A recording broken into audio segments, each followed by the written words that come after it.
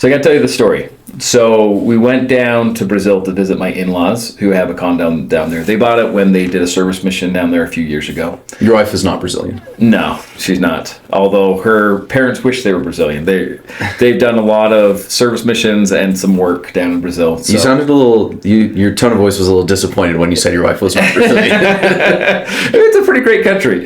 So we went down to visit them. This is what they bought. Airfare for us to go down because they've been dying to show us like the city and everything down there. And your father-in-law is like Big Four accounting, made good money. Yeah, made good money. You married right. Yeah. so it was a great Christmas gift being able to go down there for Brazil. We had a great time. While we're there, I find out that the local soccer team, not like local, but like regional soccer team, kind of like the Jazz for Utah, right? Like it's like pretty big deal.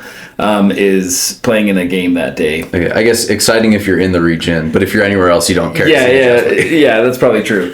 So I go online to see if we can buy tickets for that night, and in order to buy tickets, you have to like upload your passport information, and then you have to like video your face and get it like from all these different angles, and it wasn't uploading. So I guess like with Brazil, they have like all these regulations and all these hoops you have to jump through, even to go to a sporting event. Like everything has to be facial recognition, everything's linked to your national ID. Like you have to show papers, everything you do there. That's crazy because it's crazy. I guess that's a nice thing about living in America. If you want to go to a sporting event, you just pay whatever it is for the ticket and show up, and you just have to go through security. That's nice. So I talked to my father-in-law who was in the city during that time because he had some meetings, and he just stopped by the stadium. They're like, yeah, come in, we'll help you, it'll be no big deal. So I go and tell the kids, everyone's ecstatic, especially my two boys who love soccer, and they're like, oh man, to see like a local, soccer for Brazilians is like religion. It is their whole life, right? And so just to be part of a game was super exciting. So we didn't want to miss anything. We get to the stadium 2 hours early, stopped by some street vendors, bought a bunch of jerseys. Real Nike jerseys. Yeah, real authentic Nike jerseys that someone in China stole off the production line. None of them have shrunk or anything. Yeah. So we go into the stadium and we meet with this guy, and he's like, yeah, I can help you. And he takes our passports and stuff. And literally it takes him like 8 to 10 minutes per person to put us into the system. And he's like taking pictures from like different areas and stuff. Was it the whole, were there 10 of you? Yeah. 11 of us in total. Okay, so you wait an hour and a half just for him to scan passports. Yeah, and just to see scanning a couple of us, he goes, oh, you're now registered with the league, but you now need to register with the team too. Why? What? Why? So stupid. So then we're over waiting in this line, waiting to register. So as he's finishing up, the rest of us are waiting in this line. And I am getting super anxious because the game's now going to start in like 20 minutes. That line took us 40 minutes to get through. Oh, gosh. And they finally register us with that line. So now we're registered, we can buy tickets. You are now allowed to give me your money. I'm hearing the stadium, like, all the excitement, like the game has started. Yeah. Right? And I'm super mad. We go to buy the tickets, and they're like, look at us like, how dare you, but you're not from here? And so they take our stack of passports and go into the back room. And we're like, what is going on? Like, did they just steal our passports? And they were back there for 30, 40 minutes. So you're just standing outside the stadium. Has the game started at this point? The game started, yeah. Okay. Yeah, we can hear the roar of the crowd. You're getting close to halftime at this point. Yeah. And finally they come out. They let us buy the tickets, and we get into the stadium. And literally that whole process took us like 3 hours and 15 minutes. We walked in at halftime. That's the worst, where you spend, this is like taking a vacation, and the time traveling is more than whatever trip you're going on. Right. It feels like that experience where like, okay, we just spent 3.5 hours for 45 minutes of, that's great. So it was a great experience once we were in the stadium. And like the Brazilian fans were insane. Yeah. But I was fuming mad the whole time because I was like, this is a stupid process. This is ridiculous. And it took away so much of just like my experience of kind of going through that. Super proud of my kids because they did not complain once. Even like my soccer fan sons and stuff, they just sat there and they like were playing games and talking to each other and like, it is what it is. And I was like, you guys are more mature than me. Because I was so mad. I was like fuming. Like if it was a cartoon, like it would be like, you know, cooking an egg on my head. And I thought about this process because everything that I had known, everything that I had experienced in buying games, I go on to sporting games lots of times in my life, right? Yeah. Like I've gone to NBA, NFL, National Hockey League. I've done. You guys go to college basketball and football all the time. Yeah, we really love college sports. It's just, you just buy the ticket and you go in. Yeah. And like, don't bring a pocket knife or a bomb. Yeah, right, exactly. It's like not that big of a deal. It's just the cost of the ticket. Yeah. Nobody needs to know who's in there I'm sitting. And I was hit by this unexpected process and it just took away so much from me. And I think about this exact scenario with someone who just loses a loved one. You know, you lose a loved one and your whole focus is, we got to get through the funeral. And then you realize like there's going to be all the other stuff to do, but you just assume it's not going to be that hard. Well, and you just like, you kind of do the mental thing of like, that is Brandon's problem. That's my problem 1 week from now. That's future Brandon's problem. Right. Right now, like, I just need to hold it together. All the family's in town. I have to deal with my circus of a family for the next 4 days, and we have to have this big event. Right. And so we're just getting through that. Exactly. But the thing I think what you're saying is the thing you don't expect is like, it's what that next step is. Yeah, and it could be just as bad, but in different ways. Yeah. I mean, and I think you kind of put together a checklist, okay, this is what I need to do, or you Google the checklist, or the funeral director hands you one, and you're like, okay, I can get through this. But when that first task doesn't take you minutes, it takes you weeks. Yeah.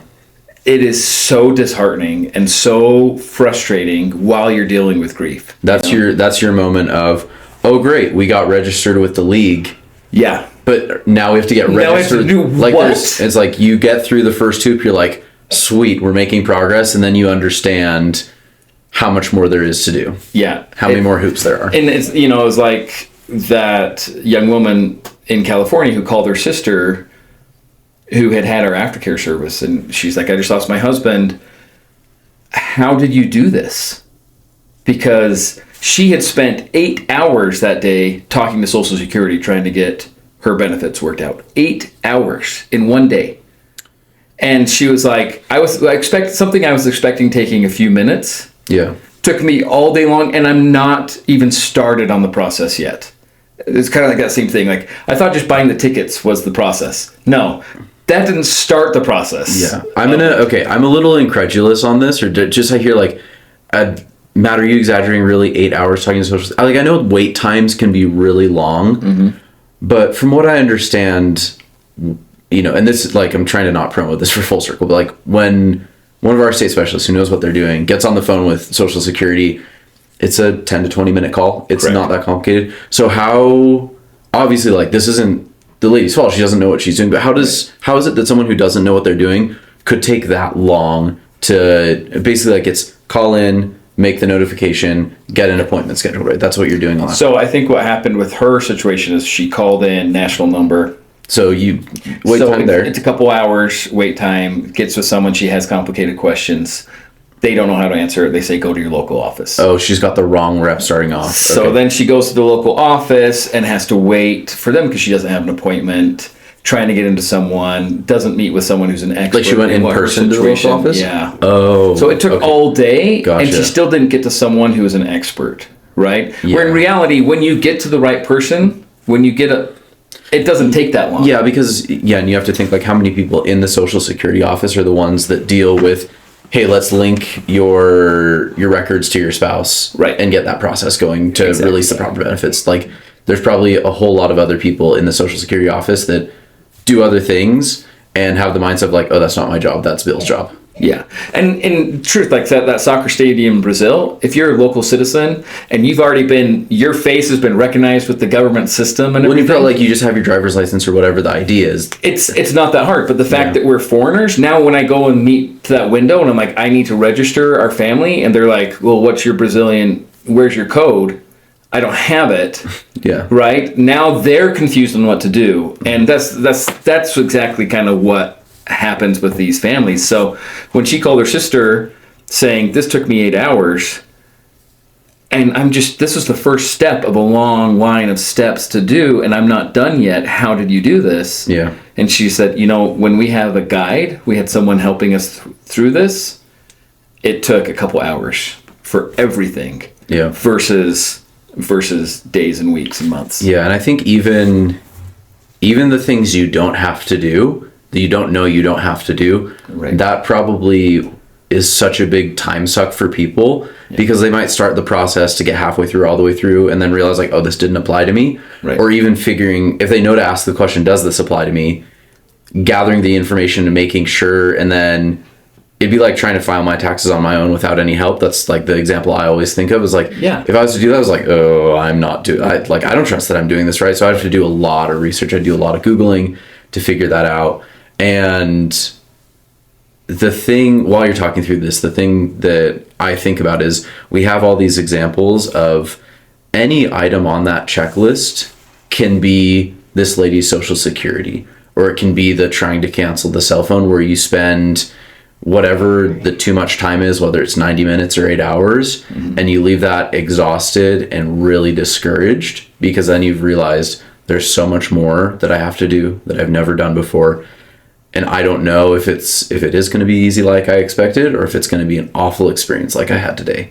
Exactly. Like if you had to go repeat that 3.5 hour process of buying tickets every day for a week, yeah, and you just and now someone that you love is dead, and you're like trying to figure that out emotionally. That was the other thing I thought of, is like the compound impact that has on trying to heal emotionally when you're going to go through this stress and this frustration of all this stuff on your own. That's a crazy thing that families go through. And we actually had a local Brazilian there helping us, and he had been through this before. He had not. Oh, okay. So he was as frustrated as we were at the beginning process, but because for him it's easy. I would thought like even if I had to go through that same process, but I had that information, and he's like, I know this is crazy. You have to show up to the stadium 4 hours early if you want to see the game. If someone has just set that expectation with you. Even just set the expectation, it would have been a better experience, right? Yeah. Or someone even better, like imagine someone taking me and saying like, I'm going to expedite this, and where on your own you would have to go to all these different places. You're just going to have to sit in this chair and I'll take care of it for you. Like that would have been an amazing experience. I would have been thrilled. And that's kind of the opportunity that our funeral homes have and our hospices have in gifting that to a family, gifting full circle aftercare to a family, being like, this process is really hard. Yeah, I think think really hard. But having we have someone who's not going to leave you alone. You're not going to have to navigate on your own. They're going to give you all the expectations given your specific situation on how long it's going to take, and they'll be standing next to you every step of the way, so that you aren't like left navigating how much longer is this going to take, what am I going to miss, what am I dealing with next while you're grieving. Yeah, I think you moved right on to the next point, but I think it's really important what you said, is just having someone tell me what this would have expected. Like if I told my wife like, hey, I found the best restaurant in Utah and I'm taking you there tomorrow night. Yeah. And she's like, okay, how far away is it? And I didn't tell her, and I just like, come on, let's get in the car, and I just avoided the issue. And we drove an hour and a half. Sure. She'd be pissed. Yeah. And even though you're taking her to a great place. Yeah, and even if the food was the best food, in the state, it would be a terrible experience for her. She would hate that. But if I said like, hey, it's going to be worth it, like, we do have to drive an hour and a half, but seriously, this is worth it. That's like, the drive still sucks. It's still a long time to be in the car. But then we've set the right expectation, and you're not going to have like really negative feelings. And that's, even if the only thing you took from this, if you're a social worker or funeral director, is like, okay, I'm just going to tell the family it's going to take you 8 hours to deal with social security. Like, that might be helpful. That still kind of sucks. Like, all right, and this thing's going to take you this long. Like, imagine going through that list, and that's a tough thing. The average family's taking a year and a half, and I don't think any family thinks that going into it. No, and you never feel like you're finished. You always fear there's something you missed, there's something you did wrong that's going to come back to bite you in the butt. Yeah. Like with the soccer game, I knew when we were finished because we were in the game. Yeah. Right? Like I had confirmation. There we are with the game, and people were throwing beer all over us because they scored a goal, and Yeah. it was a fun, crazy experience. But I knew it was done. But without that guide, when you're doing something nebulous like closing an estate, I don't know if I finished everything. Yeah, like how many benefits? There's no one that sends you a letter that says like, "Congrats, you did it. You're done." Yeah. That doesn't exist. And what our goal should be in this industry, in the death care industry, is to give people peace of mind. Give not only the help. I mean, that's a difficult process. No matter what the situation is, it's really difficult. But if we can give people peace of mind where they don't have to worry and have anxiety in addition to their grief, that's a huge gift to give. Yeah, removing those obstacles.